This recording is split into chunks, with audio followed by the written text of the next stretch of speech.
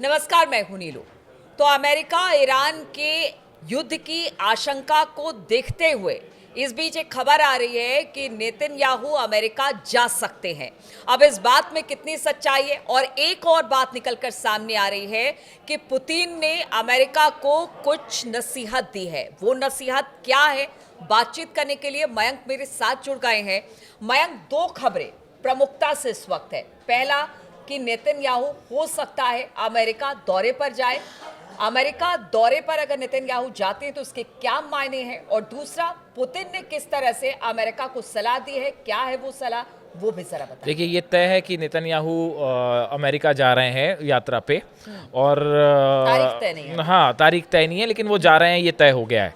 वो गाज़ा पे बात करेंगे, ईरान पे बात करेंगे, लेबनान पे बात करेंगे, सीरिया में बात करेंगे। लेकिन जो इंटरनेशनल मीडिया में चर्चाएं हैं, जिसकी और जो एक्सपर्ट मान रहे हैं कि नेतन्याहू की इस अमेरिका यात्रा की जो सबसे बड़ी वजह है, वो सबसे बड़ी वजह है रूस और ईरान की दोस्ती। देखिए, जो प्लान था, जैसा हमने अपने पिछले वीडियो में भी डिस्कस किया था, कि अमेरिका और इजराइल का बड़ा प्लान था ईरान पर हमला करने का। लेकिन बीच में आके ढाल बन के खड़े हो गए हैं पुतिन। ईरान की ढाल बन के खड़े हैं पुतिन।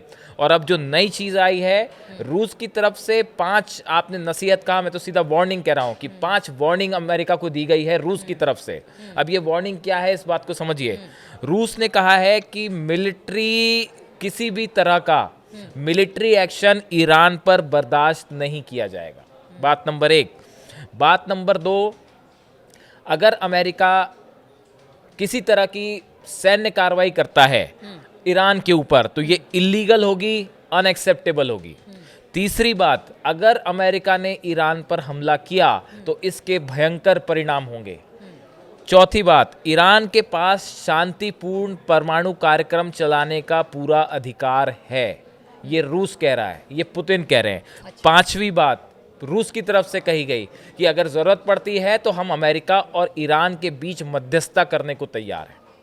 अगर आप सरल शब्दों में कहें तो अब पुतिन जो है वो खुलकर ईरान के साथ खड़े हो गए हैं।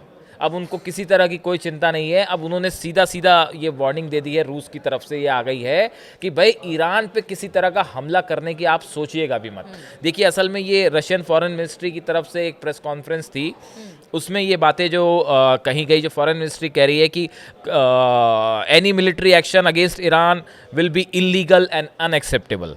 इनकी जो स्पोक्स पर्सन हैं, मारिया जाराकोवा, जो रशिया की फॉरेन मिनिस्ट्री की जो स्पोक्स पर्सन है, उन्होंने एक बयान में ये बात कही है कि ईरान पर अगर कोई भी हमला होता है तो इसके बड़े भयंकर परिणाम होंगे। जो उनकी प्रवक्ता हैं, उनकी तरफ से जो कहा गया कि any bombing on Iran's nuclear site could have catastrophic consequences. इसके आपको जबरदस्त परिणाम होंगे।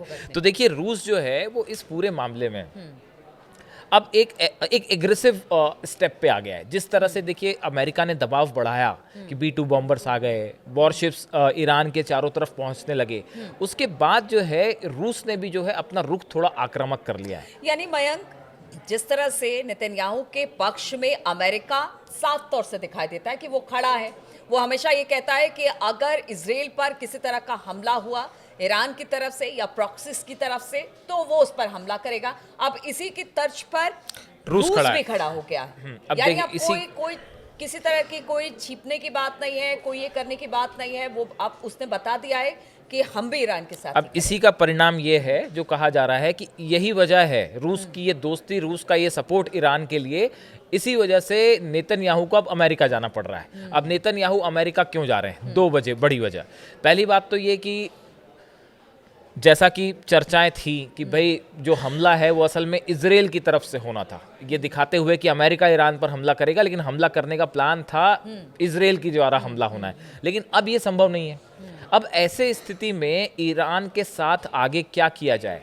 क्या टॉक्स, यानी एक नई स्ट्रेटेजी की बात। बिल्कुल। खामेनेई जो है वो अपनी शर्तों पे बात करना चाहते हैं, वो अमेरिका के दबाव में नहीं आना चाहते। वो सीधी बात भी नहीं करना चाहते, वो चाहते हैं कि ओमान के जरिए हम बात करें, जैसा कि उनका पुराना स्टैंड है।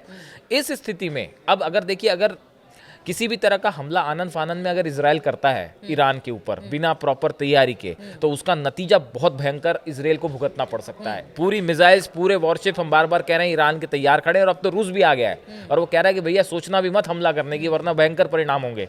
तो ये इजराइल के लिए एक बड़ी चुनौती और खतरा पैदा हो गया है। ऐसी स्थिति में अब ईरान को लेके आगे क्या रणनीति बनानी है, इस पे विचार करने के लिए नेतन्याहू जो है वो अमेरिका जा रहे हैं। ट्रंप से मुलाकात होगी और संभवतः वहां पे आगे की रणनीति, अब वो क्या बातचीत की तरफ आगे बढ़ते हैं, क्या अमेरिका ईरान का बात मान लेता है कि बीच में किसी ओमान के जरिए ऐसे संकेत आने लग गए हैं कि शायद अमेरिका इस बात के लिए राजी हो जाए, खामेनी की बात मान ले कि भाई हम मध्यस्थ के जरिए बात करने को तैयार हो जाए। एक बात तो ये।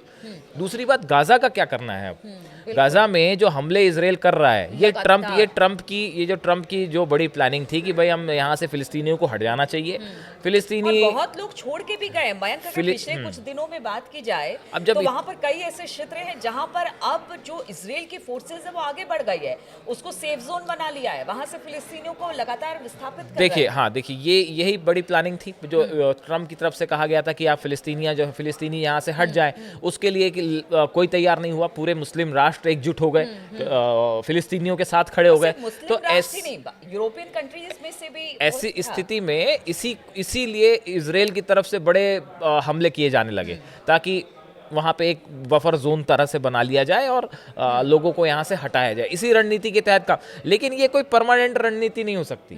अगर इजराइल ये चाहे कि बस ये स्थिति हमेशा के लिए चलती रहे तो ऐसा नहीं हो सकता। तो अब आगे गजा को लेकर क्या करना है? क्या मुस्लिम देशों को अमेरिका अपने फेवर में लाने की कोशिश करेगा, या गजा को लेकर क्या रणनीति बनानी है, ये चर्चा करने के लिए ही नेतन्याहू जो है वो अमेरिका की यात्रा पे जा रहे हैं। अब यहाँ पे इस यात्रा के बाद, इस मुलाकात के बाद दो चीज़ें तय होंगी। पहली तो ईरान को लेकर अमेरिका और इजराइल का क्या रुख होगा, वो संभवतः इस मुलाकात में तय हो जाए। और दूसरा, गजा में जो लगातार हमले हो रहे हैं, गजा को लेकर एक बड़ी पॉलिसी क्या होगी अमेरिका और इजराइल की, ये इस मुलाकात के बाद सामने आ जाएगा। ठीक है, तो अब देखिए नेतन्याहू जिस तरह से अमेरिका के दौरे पर जाने वाले हैं, एक स्ट्रेटजी प्लान करने की कोशिश की जा रही है, खास तौर पर गजा को लेकर और ईरान को लेकर। अब ये बातचीत किस तरह से नेतन्याहू और ट्रंप के बीच में होती है, किस तरह से नए प्लान के साथ, अब जो खास तौर पर गजा और बात की जाए ईरान की, तो उसको लेकर किस तरह के प्लान बनते हैं या क्या बातें सामने आती है, इस पर लगातार हमारी नज़र बनी रहेगी। आप बने रहिए हमारे साथ।